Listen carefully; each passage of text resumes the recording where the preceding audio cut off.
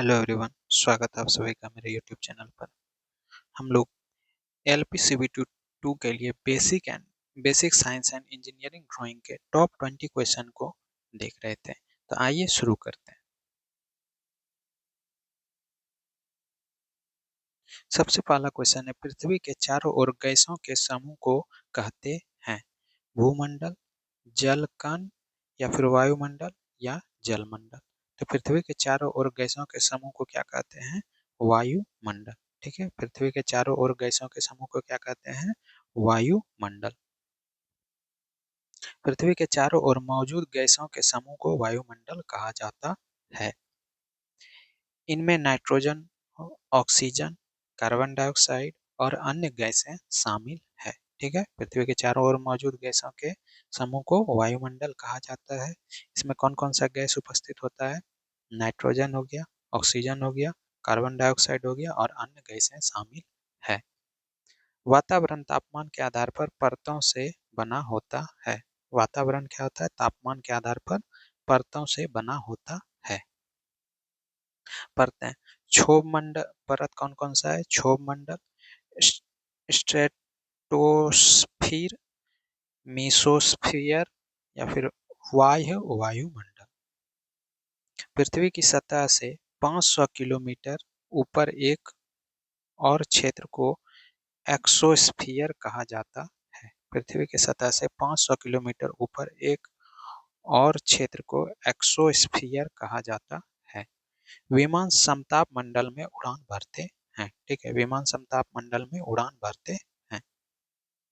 पृथ्वी के वायुमंडल का पतला हिस्सा जो हानिकारक परावैंगनी किरणों को अव अवशोषित करता है उसे ओजोन परत के रूप में जाना जाता है। पृथ्वी के वायुमंडल का पतला हिस्सा जो हानिकारक परावैंगनी किरणों को अवशोषित करता है उसे ओजोन परत में के रूप में जाना जाता है।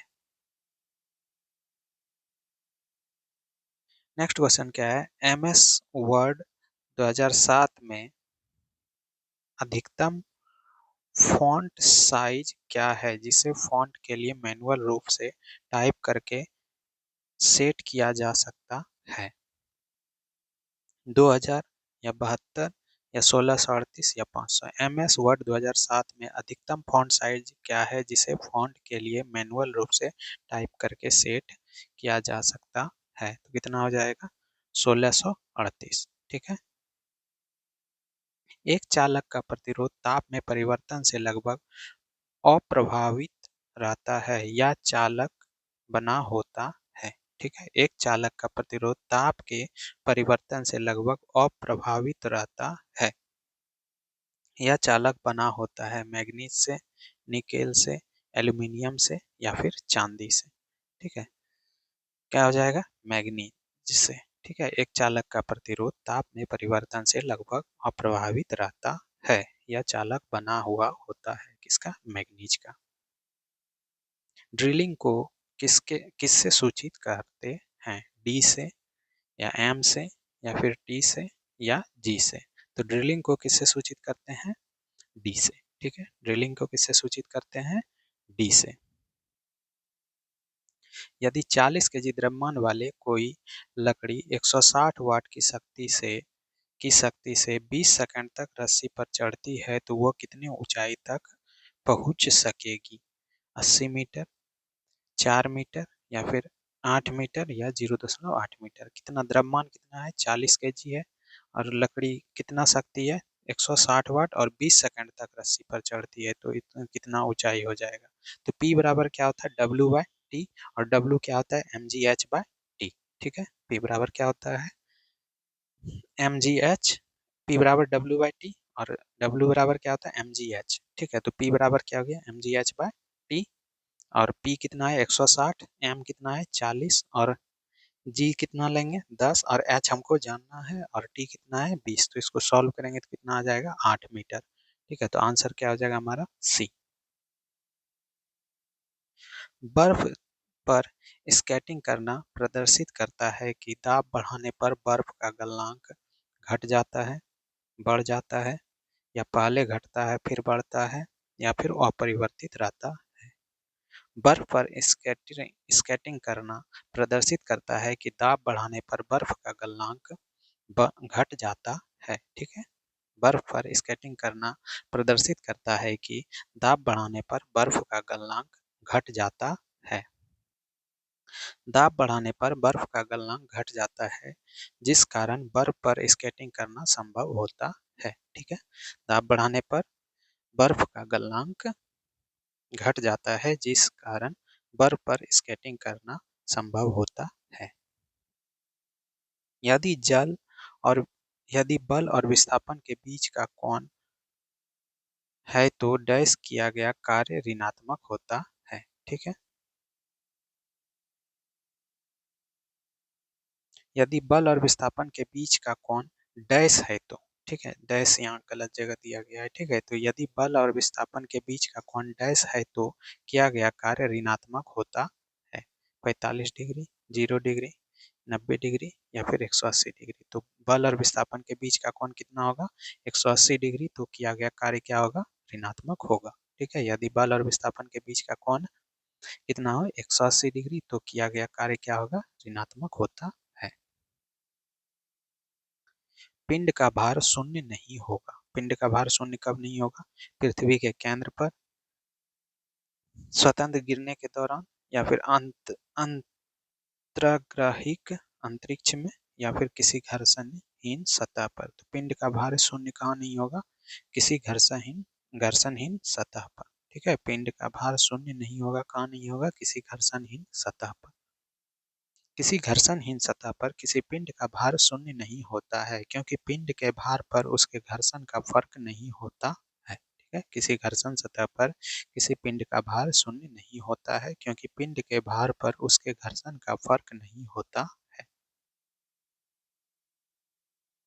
सामान्यतः हम किसी भी कोण को मापने के लिए उपयोग करते हैं set square, mini drafter, protractor या फिर उपरोक्त सभी। सामान्यतः हम किसी भी कोण को मापने के लिए उपयोग करते हैं, इसका उपयोग करते हैं प्रोटेक्टर का। ठीक है, सामान्यतः हम किसी भी कोण को मापने के लिए उपयोग करते हैं किसका? प्रोटेक्टर का। सामान्यतः किसी भी कोण को मापने के लिए प्रोटेक्टर का उपयोग करते हैं। सामान्यतः किसी भी कोण को मापने के लिए क्या करते हैं? प्रोटेक्टर का उपयोग करते हैं। यह वृत्ताकार और अर्धवृत्ताकार दोनों में उपलब्ध होता है। यह पारदर्शक मटेरियल का बना होता है। इसके पूर्व परिधि पर कोण माप दर्शाया होता है। यह पारदर्शक मटेरियल का बना होता है। इसके पूरे परिधि पर कोण माप दर्शाया होता है। 25 डिग्री सेल्सियस पर 300 ग्राम पानी को 0 डिग्री सेल्सियस पर 100 ग्राम बर्फ को मिला दिया जाता है। उस सम्मिश्रण का अंतिम तापमान होगा -5/3 degree Celsius, -5/2 degree Celsius, -5 degree Celsius या 0 डिग्री सेल्सियस। 25 डिग्री सेल्सियस पर 300 ग्राम ग्राम पानी को 0 डिग्री सेल्सियस पर 100 ग्राम बर्फ में मिला दिया जाता है, तो उस सम्मिश्रण का क्या होगा? 0 डिग्री सेल्सियस तापमान होगा। कैसे होगा? तो बर्फ का गुप्त ऊष्मा जो होता है कितना होता है? 80 कैलोरी पर ग्राम होता है। ठीक है, बर्फ का गुप्त ऊष्मा कितना होता है? 80। ठीक है, और 100 ग्राम बर्फ को 0 डिग्री सेल्सियस जल में बदलने के लिए आवश्यक ऊष्मा जो होगा वो कितना हो जाएगा? 8000। ठीक है, 80 गुना 100। ठीक है, 8000 हो जाएगा। 300 ग्राम पानी से प्राप्त ऊष्मा जो होगा वो हमारा कितना हो जाएगा? 7500 कैलोरी। ठीक है, तो अतः मिश्रण का जो ताप होगा वो कितना हो जाएगा? 0 डिग्री सेल्सियस। ठीक है, ठोस के पिघलने के दौरान इसका तापमान डैश है। ठोस की प्रकृति के आधार पर बढ़ता या कम हो जाता है, परिवर्तित नहीं होता है, बढ़ता है। ठीक है, ठोस के पिघलने के दौरान इसका तापमान डैश है। ठोस की प्रकृति के आधार पर बढ़ता है या कम हो जाता है, परिवर्तित नहीं होता है या बढ़ता है। क्या हो जाएगा? परिवर्तित नहीं होता है।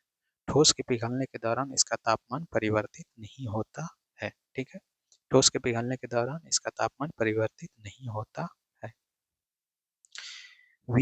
विगलन और गलनांक ठोस से द्रव तक अवस्था के परिवर्तित की प्रक्रिया विगलन कहलाती है। यह तापमान जिस पर ठोस पिघलना शुरू करता है उसे ठोस के गलनांक के रूप में जाना जाता है। वायुमंडल दबाव पर एक पदार्थ का गलनांक सामान्य गलनांक कहा जाता है। बर्फ का सामान्य गलनांक 0 डिग्री सेल्सियस होता है। ठीक है। उस सरल लोलक का आवर्तकाल क्या है जो 25 सेकंड में 20 पूर्ण दोलन करता है? 1/25 सेकंड या 2.14 सेकंड या फिर 3.42 सेकंड या इनमें से कोई नहीं। उस सरल लोलक का आवर्तकाल क्या होता है जो 25 सेकंड में 20 पूर्ण दोलन करता है? तो क्या हो जाएगा? 1.25 यानी 25/20 करेंगे तो कितना आ जाएगा? 1.25 सेकंड। ठीक है। निम्नलिखित में से कौन आर्किमिडीज के सिद्धांत पर आधारित नहीं है? इलेक्ट्रोमीटर, हाइग्रोमीटर, हाइड्रोमीटर या फिर पनडुब्बी। ठीक है। निम्नलिखित में से कौन आर्किमिडीज के सिद्धांत पर आधारित नहीं है? तो कौन आधारित नहीं है? हाइग्रोमीटर। ठीक है। निम्नलिखित में से कौन सा आर्किमिडीज के सिद्धांत पर आधारित नहीं है? हाइग्रोमीटर। हाइग्रोमीटर आर्किमिडीज के सिद्धांत पर काम नहीं करता है। आर्किमिडीज का सिद्धांत क्या है कि यह बताता है कि एक तरल पदार्थ में डूबे शरीर को एक ऊपर की ओर बल के अधीन किया जाता है जो विस्थापित द्रव के वजन के बराबर होता है। ठीक है। आर्किमिडीज का सिद्धांत क्या है कि यह बताता है कि एक तरल पदार्थ में डूबे शरीर को एक ऊपर की ओर बल के अधीन किया जाता है जो विस्थापित द्रव के वजन के बराबर होता है। यह एक उत्प्लावक बल का अनुभव करता है जो विस्थापित द्रव पर गुरुत्वाकर्षण बल के बराबर होता है। ठीक है। एक समान वृत्तीय गति में चाल और वेग दोनों अचर होता है। चाल एवं वेग दोनों चर होता है। चाल चर एवं वेग अचर होता है। चाल अचर और वेग चर होता है। ठीक है। तो एक समान वृत्तीय गति में चाल अचर और वेग चर होता है। ठीक है। एक समान वृत्तीय गति में चाल अचर और वेग चर होता है। एक समान वृत्तीय गति पर पथी एक वृत्ताकार पथ पर स्थिर गति से चलते हुए किसी पिंड की गति को एक समान वृत्तीय गति कहा जाता है। एक समान वृत्तीय गति में चाल अचर और वेग चर रहते हैं। एक समान वृत्तीय गति में कण की गतिज ऊर्जा नियमित रहती है।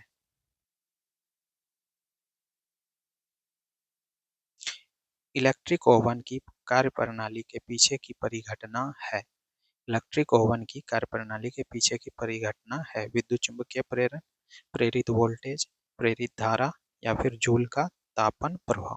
ठीक है। तो इलेक्ट्रिक ओवन की कार्यप्रणाली के पीछे की परिघटना डैश है। तो क्या परिघटना है? जूल का तापन प्रभाव। ठीक है। इलेक्ट्रिक ओवन की कार्यप्रणाली के पीछे की परिघटना क्या है? जूल का तापमान प्रभाव। इलेक्ट्रिक ओवन की कार्यप्रणाली के पीछे की परिघटना जूल का तापन प्रभाव है।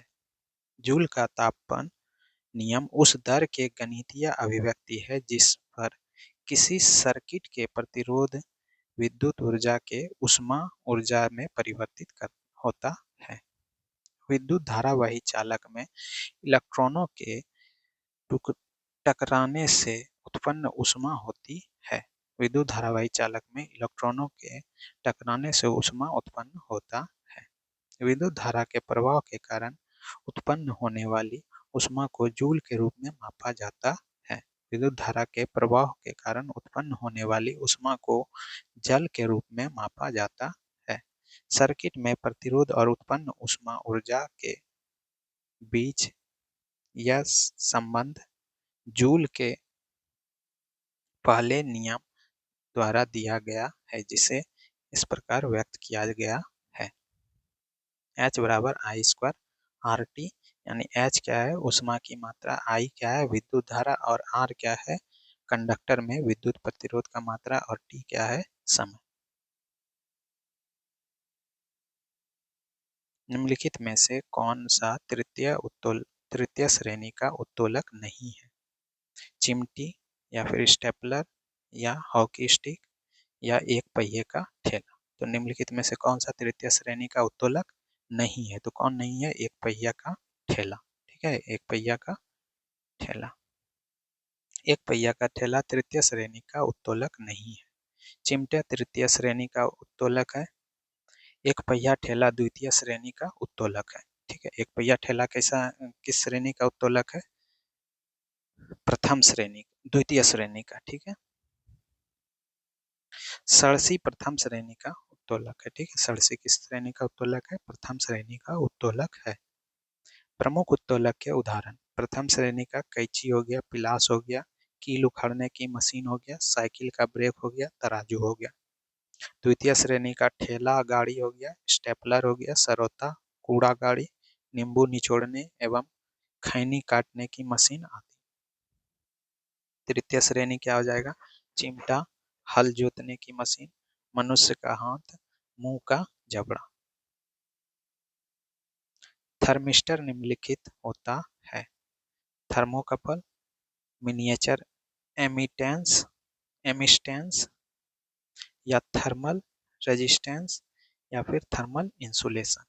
क्या हो जाएगा? Thermal resistance.